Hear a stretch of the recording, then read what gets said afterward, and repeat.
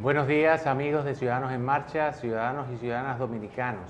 Sean todos bienvenidos en este día hermoso en el cual vamos a compartir el día de hoy de un plato fuerte con el doctor sociólogo experto en la materia migratoria, en la situación migratoria de la República Dominicana y gran estudioso de todo lo que tiene que ver la sociología y la cultura del pueblo dominicano, el doctor Wilfredo Lozano, quien nos acompaña en este día y nos va a hablar sobre el problema migratorio dominicano y los retos migratorios de la República Dominicana. Aprovechamos para recordarles que estamos en nuestras redes sociales www.ciudadanosenmarcha.com, que nuestros teléfonos son el 809-565-6002 y que estamos en todas las redes sociales compartiendo con todos ustedes nuestros videos, nuestra visión de nación. Y este es el inicio de muchos encuentros con expertos profesionales, con ciudadanos de a pie, con ciudadanos que cada día se levantan de sus casas a ser parte del desarrollo y la construcción del futuro de esta nación. Este es el inicio, como les comentaba, de una serie de encuentros, de una serie de consultas nacionales con todos los sectores. Desde Ciudadanos en Marcha proponemos que retiremos de una vez y por raso a la clase política tradicional que nos ha gobernado en los últimos 30 años y los reemplacemos por profesionales capacitados de todos los ámbitos de la sociedad que participen en la política. Como sabemos, la política es la única que toma las principales decisiones que se gestionan en política y en desarrollo de una nación. Por eso debe ser dirigida por ciudadanos comprometidos, por ciudadanos con formación, por ciudadanos que construyen día a día, paso a paso, codo a codo, mano a mano, generan valor y generan riqueza para compartirla con toda la sociedad.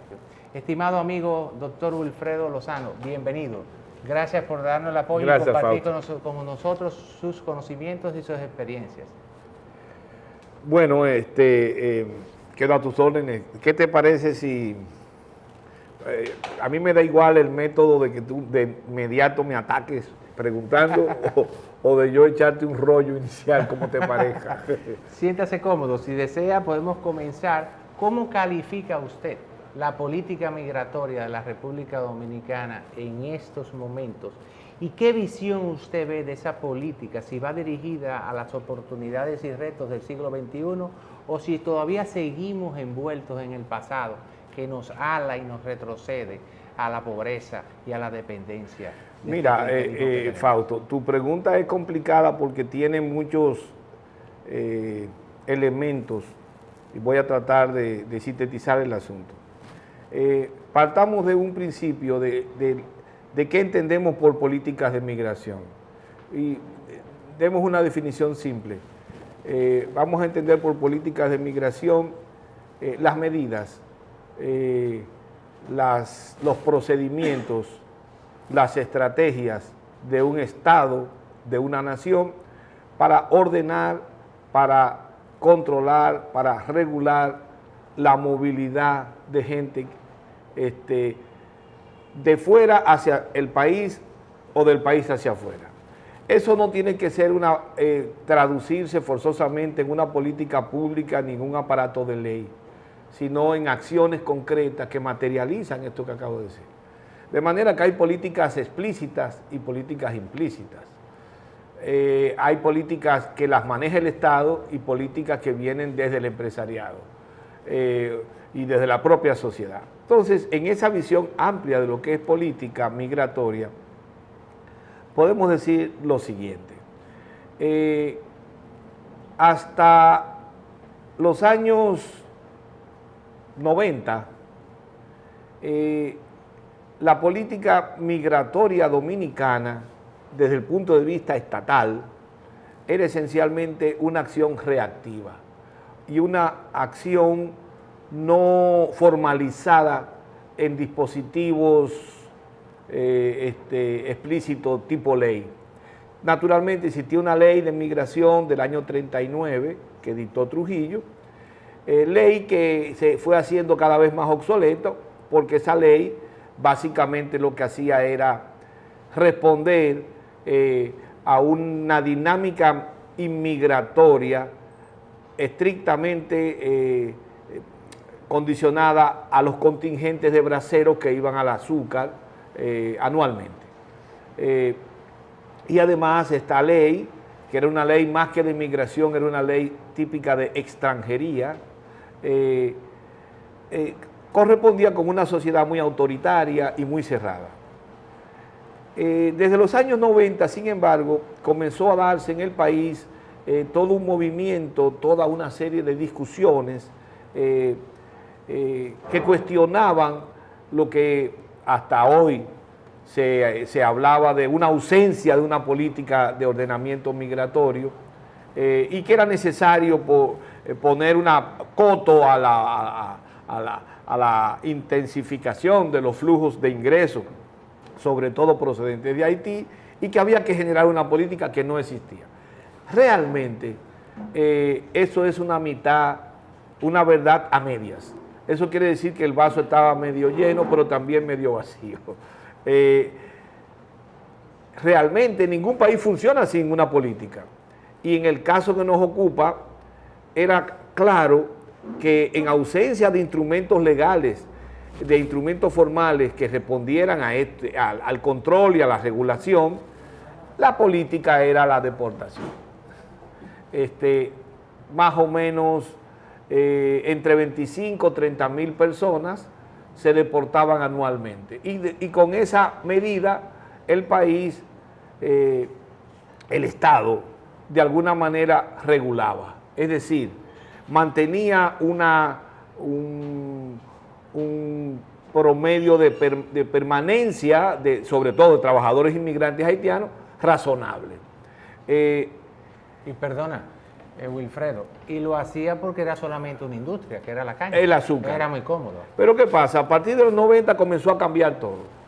El azúcar se desplomó como industria principal del país, la economía exportadora tradicional también se desplomó y la economía de servicios, de exportación de servicios, básicamente turismo y zona franca, comenzó a hacerse fuerte, pero también comenzó a ser importante la inmigración de dominicanos al exterior. Entonces, en ese contexto se añade un punto político que hasta este momento no hemos introducido, y es el hecho que con sus altas y bajas, sus bienes y males, este país fue avanzando en lo que podríamos llamar la construcción de una sociedad democrática. Y en Haití, la desaparición de la dictadura, con todas las crisis y toda la debilidad del Estado en Haití, hoy día Haití es una sociedad evidentemente más democrática que cuando Duvalier. En consecuencia, ¿qué pasó?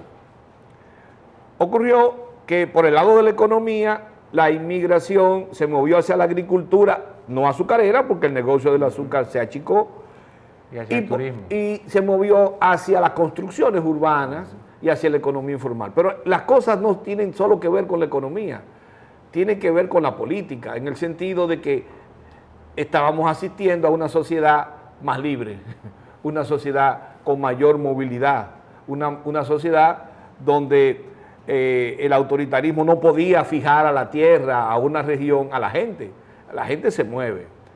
Entonces, además de esto, la sociedad democrática es una sociedad altamente envuelta en la comunicación. La prensa juega un papel importante, todo se va a la prensa, hasta los regaños que le dé la mamá a uno, aparecen en la prensa. Pero bueno, en ese sentido, la migración no solo se abrió a toda la sociedad desde el punto de vista de la economía y de la sociedad, sino que desde el punto de vista de la comunicación se hizo un fenómeno más visible. Todo el mundo comenzó a ver que existía la migración. Se hizo algo cotidiano, se hizo algo que era plato de la conversación y era un punto central de la opinión pública.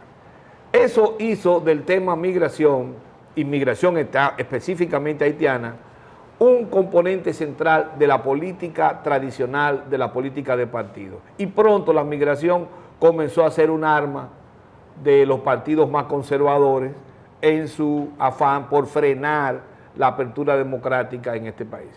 El caso que atestigua esto claramente es los ataques de que sufrió el fenecido líder popular Peña Gómez como haitiano, que fue acusado de haitiano. Bueno, en ese marco, no importa, sigan grabando. En ese marco, ¿qué pasa? Se hace cada vez más importante la conciencia de tener una ley de migración que le dé respuesta a estas nuevas situaciones. Y es ahí que en 10 años hay todo un debate, y en el año 2004 finalmente el gobierno de Hipólito Mejía aprueba una nueva ley de migración. Pero como todo en este país se coge su tiempo, se duró 10 años más para aplicar, montar el reglamento y que se aplicara la ley. Esa ley, y aquí entramos a tu problema concreto, tiene virtudes y tiene múltiples defectos. Comenzando porque la ley, y quien te habla estuvo en el tuétano de ese debate. En esa época, el canciller de ese momento, Hugo Tolentino, creo que tú estabas en Cancillería. Sí, así fue. El canciller Tolentino me pidió a mí y a otro amigo hoy fenecido, lamentablemente, un erudito muy reconocido, Fran Báez Eber, que trabajáramos en un modelo de ley que criticara la propuesta que había hecho Leonel Fernández para hacer otra ley. Negociamos con todo el mundo. ¿Y por qué la base de la transformación de una ley que lo que genera es desarrollo y crecimiento tiene que ser bajo la base de criticar lo que otro hace? No, porque la ley que propuso Leonel recuperaba a su vez una propuesta de Balaguer, una propuesta del año 91, y eran unos documentos que, si bien significaban un avance, eran unas propuestas que seguían concibiendo el tema de la ley como un mecanismo esencialmente coercitivo, como un mecanismo de control de extranjería y no como un instrumento de ordenamiento institucional de un flujo de gente y como un mecanismo de desarrollo. Entonces, en ese marco había que cambiar esa propuesta. Lo hicimos y discutimos con todos los sectores del país. Me acuerdo que montamos una comisión que discutió el proyecto, donde estaba desde el PLD, el PRD, senadores. Todas las fuerzas políticas. Todo el mundo, la izquierda, la derecha, empresarios, economistas químicamente puros, que ya hay pocos, etcétera, etcétera. Y ahí resultó un documento consensuado que este país no conoce. Se produjo un instrumento que casi todo estaba de acuerdo. Eso fue en el 2004. En el 2003-2004. Incluso el gobierno del PRD, a través de esa comisión, cambiamos, más que cambiar, introdujimos un instrumento nuevo, que es el famoso plan de regularización que tú conoces. Sí. Eso no lo propuso ni Balaguer ni Leonel Fernández, eso fue una propuesta del PRD. Propuesta que encontró mucha resistencia precisamente de los grupos más conservadores que hoy defienden el Programa Nacional de Regularización, quizás después que lo entendieron. Y ahí también estaba incluido lo que es el análisis desde el 1929 hasta la fecha de todos los registros civiles. No estaba eso. Okay. Entonces la propuesta se frenó por la ignorancia se frenó porque el canciller renunció por la guerra de Irak. Sí. Vino otro canciller que no entendía nada o no quería entender nada de lo que estaba en juego, dejó eso en manos de grupos conservadores y pronto el Congreso asumió ese debate y en vez de profundizar el contenido liberal y progresista, democrático de la ley, lo que hizo fue que lo retrotrajo al esquema conservador que se tenía antes. El resultado, la ley que tú conoces. Como no podían negar completamente lo que se había hecho, resultó un Frankenstein. Tú sabes que Frankenstein es un monstruo hecho tratando de hacer un experimento en el que el hombre produzca la vida. Pero lo que resultó fue un monstruo. Tenía vida y era amoroso, pero lo que hacía era destructivo. Entonces la modificación que hubo mediante la Suprema Corte de Justicia en el 2005... No, la modificación, la modificación que hicieron a la ley, lo que implicaba era que metieron una cláusula que tenía que ver con el tema de la nacionalidad, sí, tema que debe ser objeto de otro instrumento jurídico, porque el tema de nacionalidad no es migratorio. Apareció una ley que es la que tienes, que resuelve algunas cosas, pero deja en el aire el problema central de este país en materia de migración. ¿Cuál es? El del ingreso temporal de trabajadores que vienen a diversos rubros productivos y para lo cual hoy día no tenemos un instrumento ordenador de su ingreso, aunque tú no lo creas. La ley contempla a todas las categorías de inmigrantes posibles, pero lamentablemente no asume que esto cubra a los trabajadores inmigrantes temporeros que naturalmente vienen de Haití. En consecuencia, deja en el aire el problema central.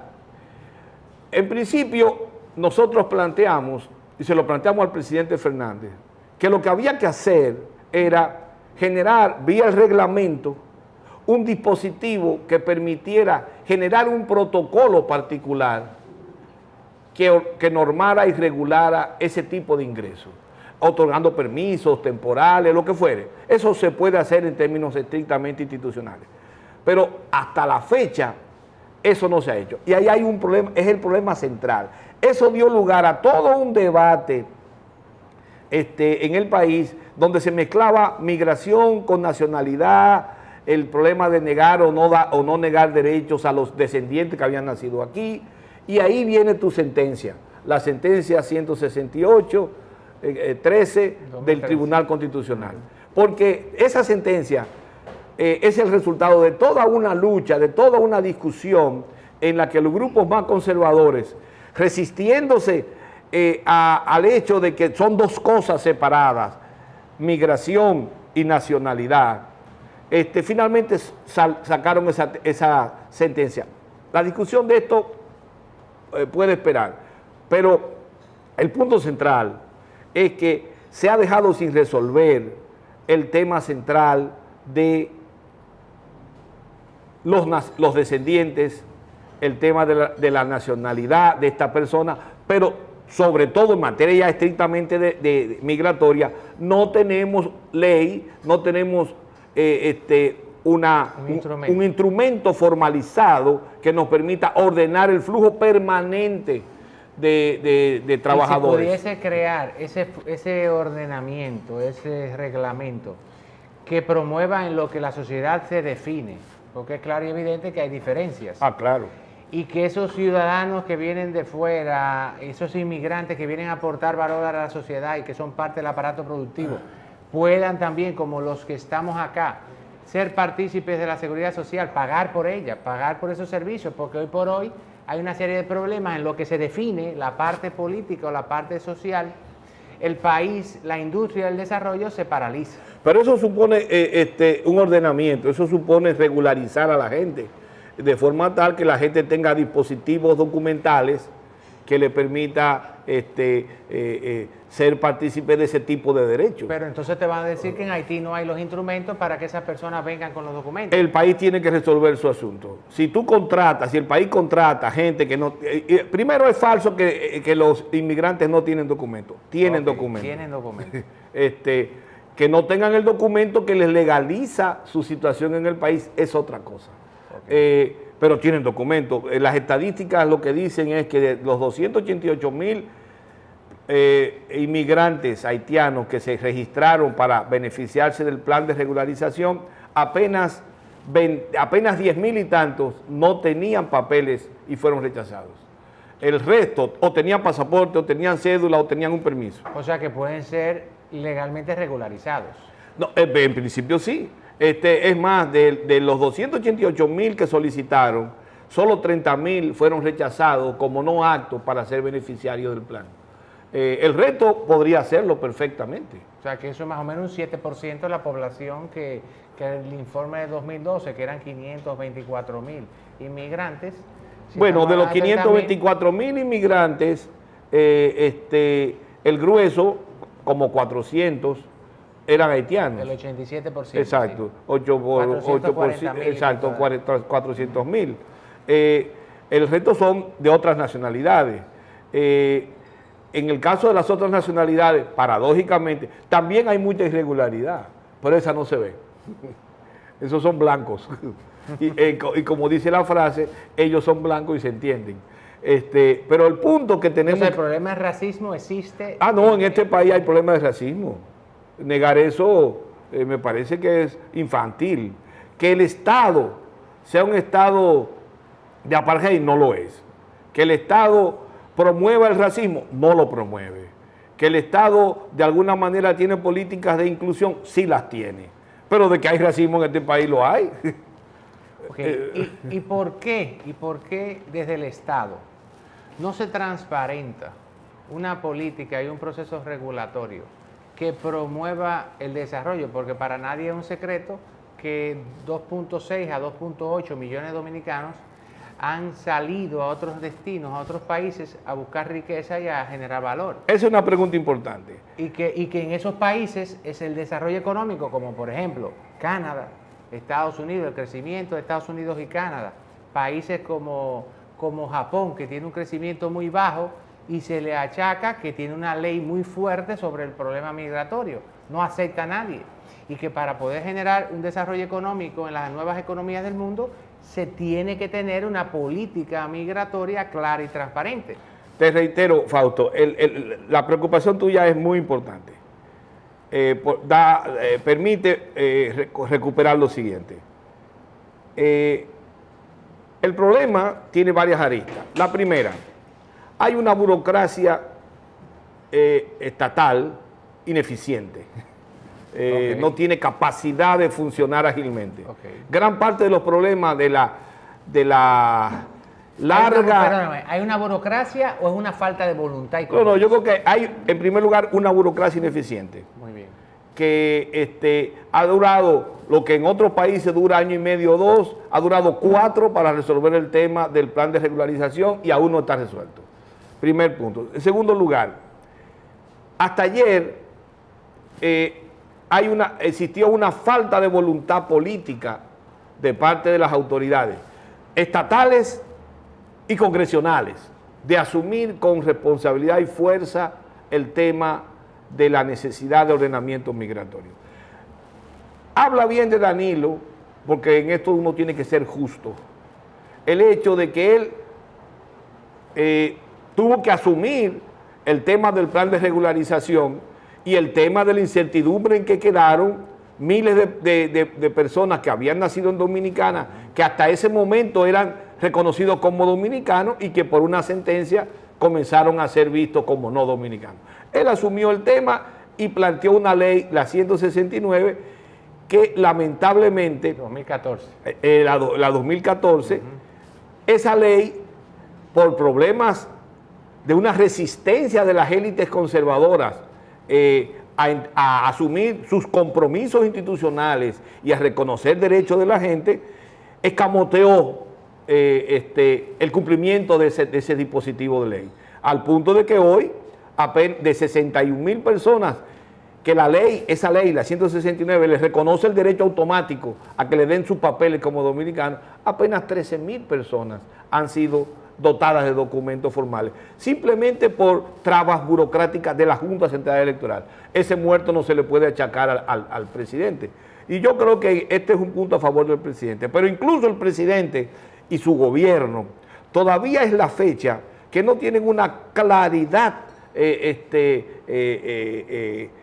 política, institucional e incluso intelectual para darse cuenta de que es imprescindible un ordenamiento a este respecto que cambie la mirada del tema de la migración de un de una supuesta invasión, de un peligro que va a acabar con la nación, y convierta esto en un problema de desarrollo que tiene que ser resuelto y que en función del cual hay que proteger a nuestra clase trabajadora, hay que facilitarle la vida a nuestro empresariado y hay que, en consecuencia, tomar las medidas responsables que demanda esta situación. Entonces, y que quizás haciendo esto, Wilfredo, perdona, tendremos que aperturar una política migratoria no solamente hacia el vecino Haití, sino hacia otros mercados que nos generen un nivel superior de valor a la economía y al desarrollo de la formación y los valores de servicio, la calidad de los servicios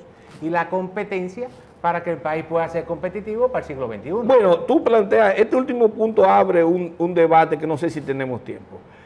El tema de la migración se lee en este país, en la prensa, en los partidos, en el gobierno, hasta entre los intelectuales que debieran ser lúcidos y no siempre lo son. No es exclusivamente inmigratorio. Este es un tema inmigratorio. Hay 5.000 millones de dólares que entran todos los años a este país y no lo mandan los chinos. Lo mandan los dominicanos que viven en Nueva York, en Boston, en Miami, en Madrid. Esos 5.000 millones de dólares son clave para este país sobrevivir.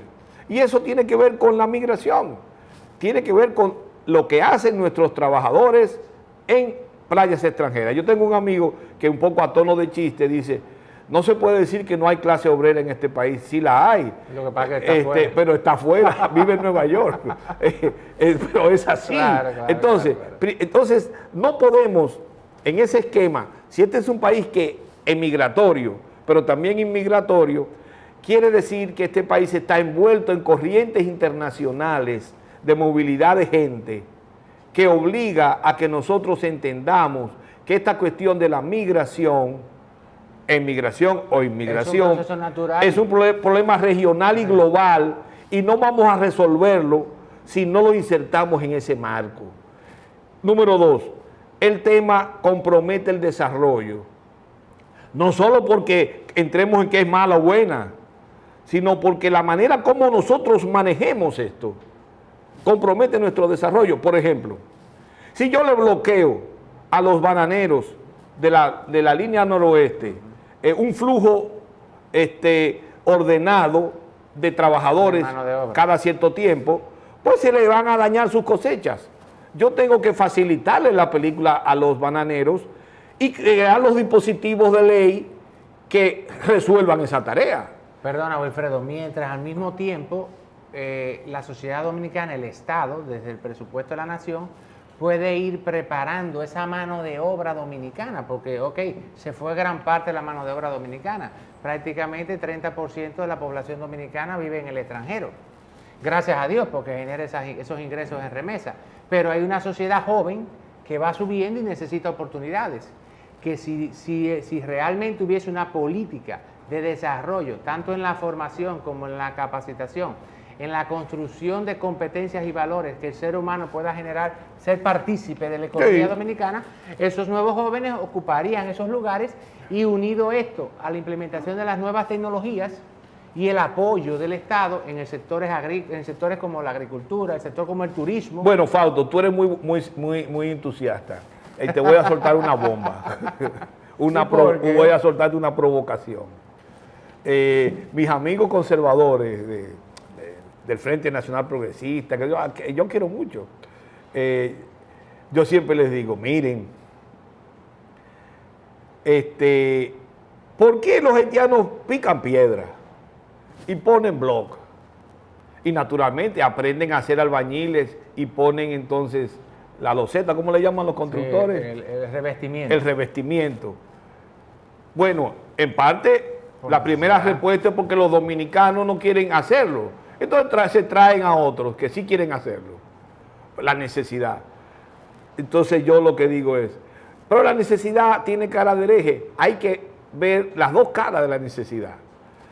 ¿Ustedes creen que si los dominicanos no tuvieran necesidad de picar piedra y poner el revestimiento, no lo harían? No lo hacen porque no tienen la necesidad, porque consiguen una alternativa mejor que le permite no poner blog ni picar piedra. Entonces, si es así, el dominicano no hace ciertas labores porque tiene opciones que le permiten no hacerla y prefiere otras labores más cómodas, ya porque tiene dinero, ya porque apuesta a diferir, porque se educa para conseguir otro puesto mejor. En una palabra, el dominicano vive hoy mejor que hace 20 años. Entonces, ese es un problema importante que nos lleva a nosotros a reconocer dos cosas. Necesitamos, como tú dices, modernizar nuestro aparato productivo, y en parte eso es una solución parcial.